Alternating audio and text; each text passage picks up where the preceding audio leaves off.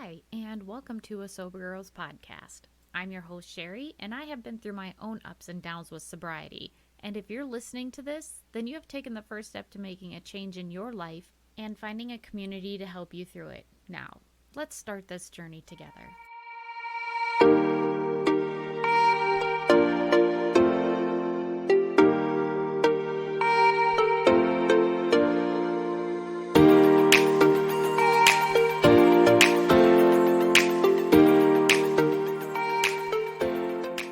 Happy Wednesday, fam. I am so glad to be back with you. I see that the downloads are continuing to grow, and that absolutely makes my heart soar because that means I'm actually reaching out to people and touching lives. Last week, we talked about acceptance and what it meant to accept what being an alcoholic meant.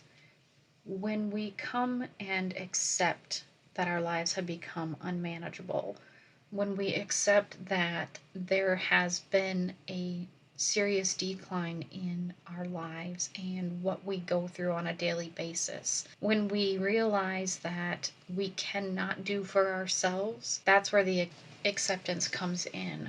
We admitted that we were powerless over alcohol, that our lives had become unmanageable.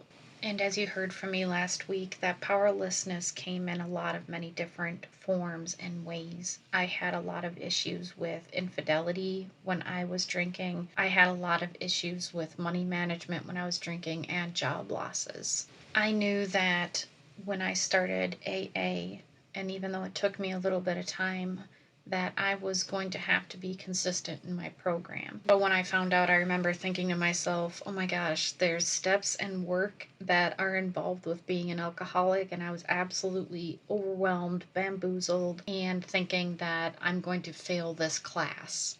The good news is it's not a class, there's no grade, and there's no way to truly fail it unless you can't have any capacity to be honest with yourself.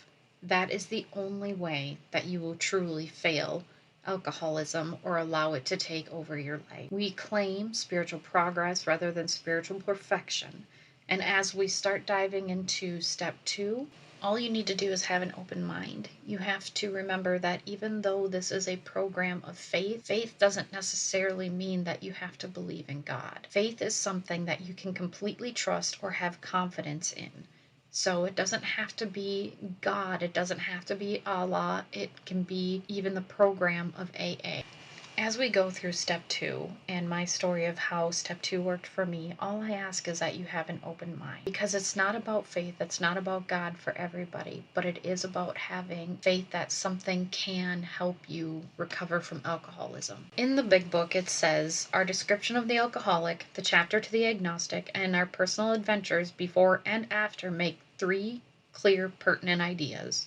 That we were alcoholic and could not manage our own lives, that probably no human power could have relieved our alcoholism, and that God could and would if he were sought.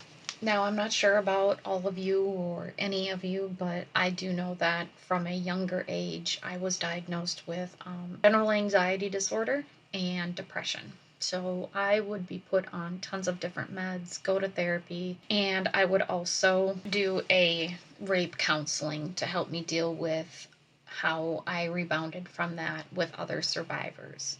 As I was going through all of this, I was put on a medication, and I'm not going to say the name of it because I don't feel that's something that is necessary at this time, but if you would like to reach out and discuss it with me, I'd be more than happy to talk to you.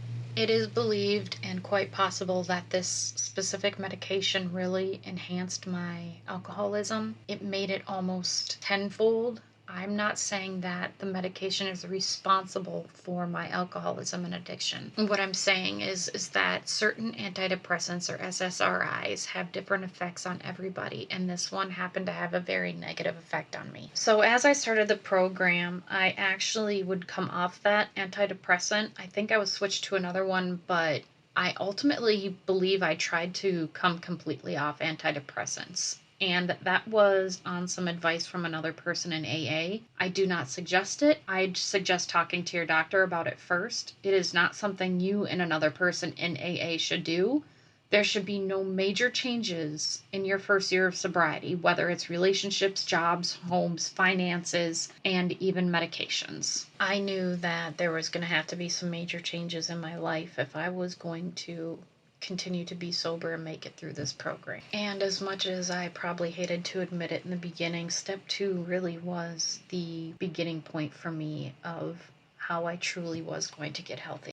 Step 2 is a simpler version of step 3 because step 3 is really where you start getting into the nitty-gritty of the work. But step 2 is came to believe that a power greater than ourselves could restore us to sanity. Now, you don't have to subscribe to a religious practice in order to be a member of AA or even understand this program. And my story discloses in a similar way. If you remember me saying in the last episode, I did grow up a Christian. I went to a Lutheran church in my hometown. I ended up getting confirmed there. I was also baptized there and was a member there for basically my whole life. So going into the program, I believed in God. I believed in the power of the cross. I believed we would be saved from our sin. But I also grew up fearing hell and fearing death and consequences because that is such a huge portion of organized religion, is not the goodness of God, but the wrath of God. And I remember thinking as a teenager and as a child, like, how can I love a deity that wants to do me harm instead of helping me or showing me or giving me different avenues of which I can do good? So that's something that weighed really heavily on my mind for a lot of years.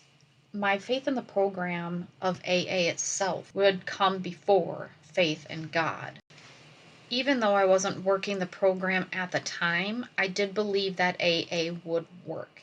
For a lot of years, I didn't do the steps or truly work my program in the sense that I thought the meetings and not using was going to be my faith, quote unquote, was more or less still in myself. I was still running my own life, and as the big book states, each person is like an actor who wants to run the show, only to be angry when the show doesn't come off the way that they had planned. This is where the insanity part of our lives work. Even though I had clearly accepted I was an alcoholic, I did not accept that anything but myself was going to keep me sober.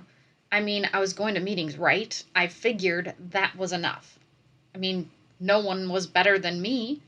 From 2012 to 2014, I had a large lapse in meetings, and I was doing quote unquote just fine. If you've ever seen those memes on Twitter or Facebook where there's that little girl standing in front of that house while it's absolutely just burning to the ground, that is 100% me.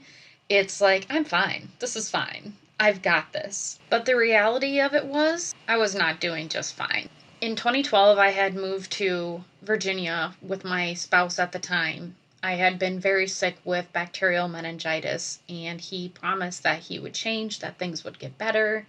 And so I believed him, and I moved out here. I was still very new in sobriety, and yes, 2 to 4 years is very new. And later on in 2014, I would go through a divorce and a separation because the marriage didn't work out. I didn't realize how much that move and that decision would heighten my mismanaged life.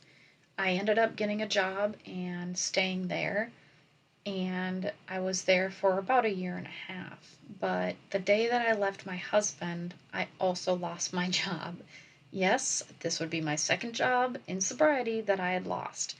That is how not going to meetings and not working a program can affect a life even if you're sober. So here I am with a child who I was taken out of a situation I didn't feel was safe, and now I had no job. I did have money and a roof, but clearly my mismanaged life was not working for me.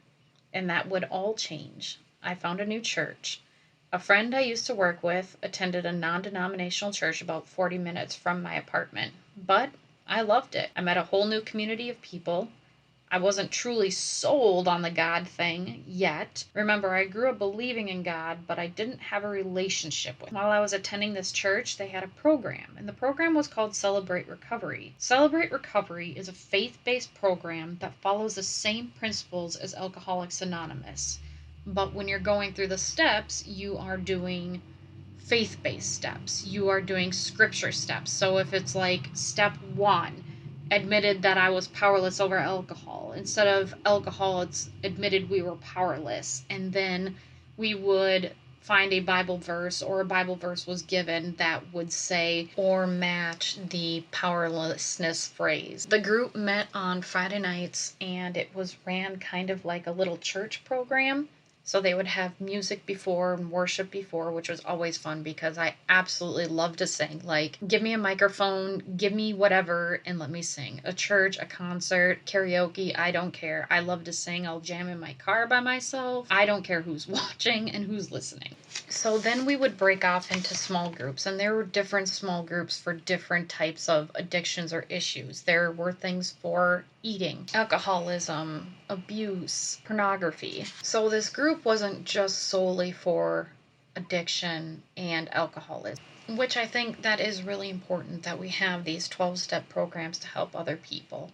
And while I was there, I knew it was a great program and it works. It just wasn't for me. And in the end, that's okay. My higher power knew that that is where I needed to be at the time. You see, your higher power knows. They look out for you and keep you safe. But here is where I would do my step. I wasn't ready for a sponsor yet because I hadn't found that connection. But the connection with my higher power was growing. Sponsorship is something that is very important and something you should not go long without. And I will have a whole podcast on sponsorship at some point. The woman that I met at CR went to AA meetings on Saturday mornings. And I was so excited. Since leaving Minnesota in 2012, this would be my first real AA meeting, and I was ecstatic, a little bit nervous too. While attending Celebrate Recovery, I would also attend my Saturday morning meetings, the Serenity group, and also do my step work. During my step work, I admit I wasn't into the faith-based, but I'd read my big book and do the AA steps at the same time. I don't know when it was, but in the midst of all the work, attending church, a realization hit me that God was doing for me what I could not do for myself. I was paying bills, I had a new job, I had a new relationship, I was finally growing along spiritual lines. Remember that part of the promises? And growth doesn't just stop at the end of the 12 steps. You are always going to be growing. You are always going to be learning something new in AA. When I go to my Saturday morning groups, there are so many more old timers in there than there are young folks. So when I'm learning about sobriety, when I'm learning about myself, I'm learning from people that have been in the program for 20, 30, and one guy last year got 46 years. Even though I've been going there for probably 8 years now, 7 years now, I am still the baby in the group, you guys. I only have 11 years of sobriety. I am 100% the baby in that group. Along with the acronyms, they also have a lot of sayings, and one of the favorite sayings of some of my old timers is suit up, show up, sit down, and shut up. And honestly, that makes me laugh because I don't think there's a moment in time when an adult has told me in my entire life to sit down and shut up, and I would willingly listen. That's what this program does for people, you guys. It gives us a whole new perspective on life. It gives us a whole new opportunity for someone to teach us. And remember, acceptance is all a huge part of this. We have to accept every single day. Remember that acceptance is the answer to all of our problems. Now, before we move on, I do want to address again that this is not a Christian program. It is a faith-based program. As you work the steps, you will see that faith in the program works. If you do not have a higher power, subscribe to a higher power, that is more than okay. There's actually a portion in one of the books, I believe it's in the book Came to Believe, where it states that AA itself can be a higher power. That's actually in the big book. Sorry about that. And as long as you have faith in AA and refer to AA for all of your problems, it is literally an instruction book for how to live your life. You can have faith, you can have belief, and it's not going to be any worse than having a faith in God or a faith in Allah or Jehovah. We are, after all, selfish, and selfishness is our problem. We are driven by fear, self-delusion, self-seeking, and self-pity. Our troubles are our own making, and we are our own self-run riot. The only way that we're going to get over that is if we have faith in a higher power. Without faith, without God's help, without being able to accept that we need this in our lives, alcoholism will kill us. We have to quit playing God and stop being our own direct. And this is where a higher power comes in. There is a whole chapter in the big book called We Agnostics. This is the chapter that discusses the journey and hope for those who don't not believe in God, but don't subscribe to God being the only deity. There is no religious component or requirement to be in AA, but if you seek a higher power and accept grace, then you are here at step 2. Accepting grace is never easy. There are many ways that people in recovery approach and conceive the higher power greater than themselves. That's the beauty of our recovery journey. There is no right way to come to believe. Once you do, however, you will truly see how your higher power can do for you what you cannot do for yourself. I was so scared that a God I had let down so many times would not be able to find grace for me. But as I worked my steps and I learned the power of prayer and the power of trusting God, God's forgiveness never expires. I was truly starting to believe that God would take care of me, and He still does. Even in my times of folly and unfaithfulness, those moments where I get caught up on myself, I forget that when I try to run my own show or my own program, things start to go haywire. This is the true issue with alcoholism. It's the ism part of the word. The I sponsor myself or I self me. Acronyms are a fun part of AA, and I promise you will learn to appreciate them as you hear them. I recently have been struggling with working my program, and even though I've been going to meetings and in-service work, the past couple of weeks I've really been struggling with a few things in my personal life, and I was forgetting at that point that God was the one who was in charge, not because of my acceptance as God as my higher power. I have had so many blessings in my life, it's unbelievable. I've still been able to pay my bills, hold a job.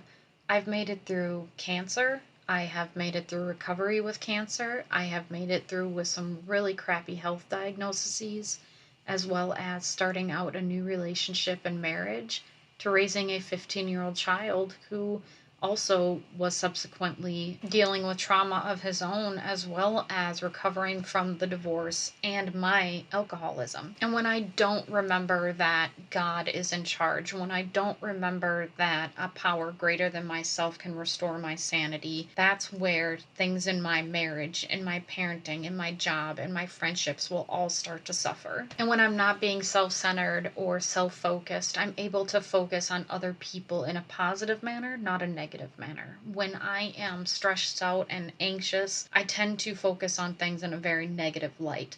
I will focus on people, but I will continually find what's wrong with them instead of myself. And usually it's when I'm not working my program that there is something wrong with myself. Like I said last time, there's nothing easy about this program. There's nothing easy about recovery, but it can be easier if you follow the steps, if you do the work, if you get into service work, if you have a sponsor, if you reach out when you need to. If you find that you're doing those things instead of reacting at work, falling apart on friends, blaming people when things go wrong, you will find that the program continues to grow with you and not against you. My sponsor always tells me, come to me with the bad stuff and leave all the good stuff for your friends and your family. Now, I'm not saying that that can happen all the time, because I do have one or two friends that when things go wrong, I'm like, hey, I need to talk. But that's usually in regards to things in friendships or family. That's not issues that I know are going to affect my everyday sobriety. That being said, I will still text my sponsor and say, hey, this is what's going on, and this is what I need to discuss. I have a best friend that I talk to on the daily about everything. She knows everything and anything about my life, and that's okay. You should have a bestie, but you should also have a sponsor and a program that helps keep you sober. Because when it comes down to it, friends, We can't rely on just our friends getting us through. I remember when I told someone that I was sober. I had been sober probably 2015, so 5 years by this time. She actually said to me, the first time you take a drink again, I want to be the one that will be with you. And my thought was either she didn't understand alcoholism, which I'm pretty sure is still the answer, or she didn't understand what alcohol did to me. And since she had not seen me drink, I've got a feeling she just didn't understand it truly. That being the case, we are still friends, we still talk, and she understands that I absolutely cannot have one drink of alcohol. One drink is too many and 1,000 is not enough. And if you are new to the program, you are going to hear that all the time, so you might as well get used to it. So when I am in trouble, I do definitely reach out to my sponsor.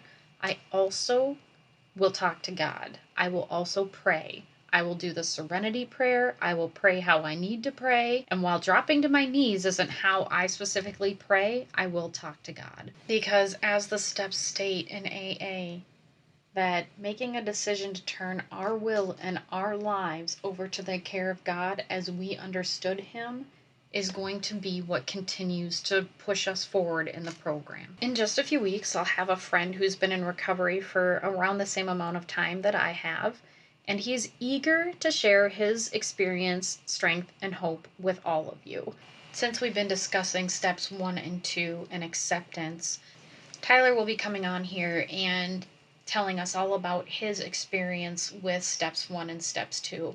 He and I had a huge discussion last week about acceptance and how I was struggling with a couple of different things regarding my program.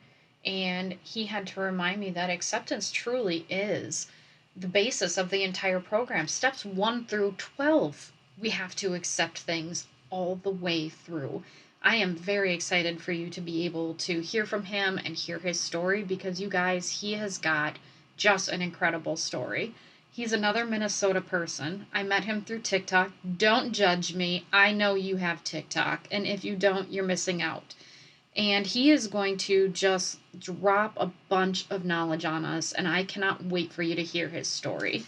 While I absolutely love sharing with y'all, I think it's so important that we do bring other people into this program because it's not just my story that's going to help you, it's everybody else's stories as well. Thank you again for joining me on my journey, and I am updating the A Sober Girls podcast website with links to acronyms, and I hope that you read them and I hope that you enjoy them. I am so grateful for every single listener and supporter that we have.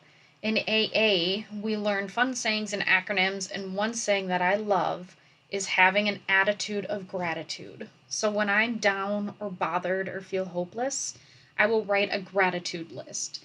I'd like to end our podcast on a positive note and thank my girlfriend from my meetings who suggested it.